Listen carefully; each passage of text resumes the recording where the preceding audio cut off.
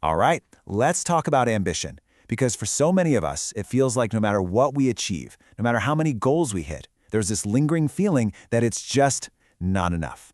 Today, we're going to tear down that whole architecture and figure out why you might always be craving more. I think this quote just nails it, doesn't it? It perfectly captures that feeling of constant striving. You're working so hard, you're making progress, but the goal line, that feeling of "I've made it," just keeps getting pushed further and further away. It's exhausting. And that really gets to the heart of it, the big question we're tackling here. You get the promotion, you launch the project, you hit the number, and what happens? You get maybe a brief moment of relief, a little bit of satisfaction, and then, boom, that little voice kicks in, okay, what's next? Why is that finish line always so fleeting? To get to the bottom of this, we're going to borrow a really powerful concept from Buddhist philosophy. It's the word taṇhā, and it's super important to get this right. This isn't just a simple desire or wanting something. Think of it more as a deep, demanding, nagging thirst. And according to this way of thinking, this thirst is the specific engine that drives our dissatisfaction. So what exactly is this engine made of? Well, taṇhā isn't just one big thing. It actually shows up in three distinct ways, three hidden cravings that are probably running your life in the background without you even noticing. Let's break them down. So, first up, we've got Kāma-taṇhā. This is the one we all know. It's the most basic. It's the craving for sensory pleasure. You know that twitchy feeling, the impulse to just scroll through your phone, or ordering that comfort food after a really long day? That's it. It's the urge for immediate, easy pleasure. Now, on the complete flip side of that, you have Vibhava-taṇhā. This is the craving for something to just go away.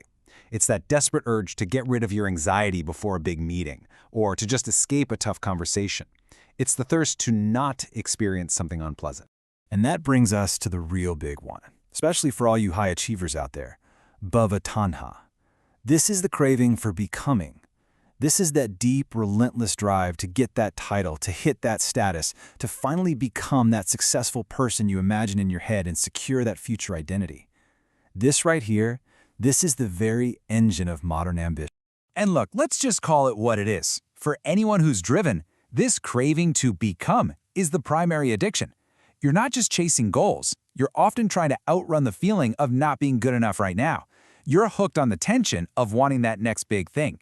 So how does this addiction actually work in your brain, moment to moment?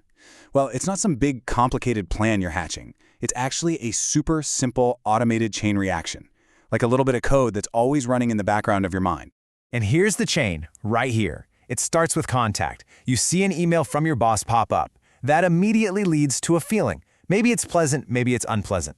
If you're not paying attention, that feeling automatically triggers craving, like, I really hope this is praise, or, oh no, I hope this isn't criticism. That then leads to clinging, where you get obsessed with the outcome, which, you guessed it, almost always leads to suffering or anxiety. It's a chain reaction. Now, I know that sounds a little bleak, like you're trapped, but the beautiful thing about understanding how a system works is that you can figure out how to hack it. Knowing about this chain shows it's exactly where the weak link is, the one precise spot where we can step in and break the whole cycle. So where's the magic moment? Take a look. It's not about trying to avoid contact. You can't just stop reading emails. And it's not about trying to stop having feelings. That's impossible.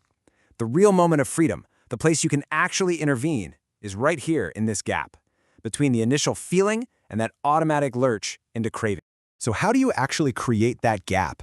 The tool is mindfulness. And I don't mean that in some vague go sit on a cushion kind of way. Think of it as a precision tool. It's the simple practice of noticing a feeling, that tightness in your chest, that little flutter of excitement, and just observing it for a second, without immediately jumping into, I want more of this, or I need to make this stop. That observation is the gap. Okay, so the theory is cool, right? But how do we actually put this into practice in our crazy, busy lives? Well, this is where we build a daily plan, a new protocol. Think of it like installing a new operating system for your mind, one that runs cool, calm, and is way more effective. So the first tool in your new kit is something you can use right in the heat of the moment. Whenever you feel that familiar pull, that urge, that thirst, instead of just reacting on autopilot, you're going to pause and run a quick mental checklist. Okay, so here's the checklist. First, just identify it. Ask yourself, what kind of craving is this? Am I trying to get pleasure, boost my ego, or run away from something? You have to name it to tame it. Second, find it in your body. Seriously, where are you feeling this? Is it a knot in your stomach, a tightness in your shoulders? Just locate it. Then, and this is key, give it a 10-minute gap. You don't fight it, you just agree to watch it for 10 minutes. You'll be amazed at how often it just fades away.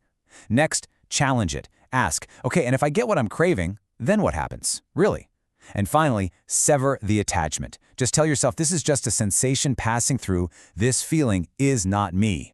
And this is how you weave that practice into your entire day. It's a full-on strategy.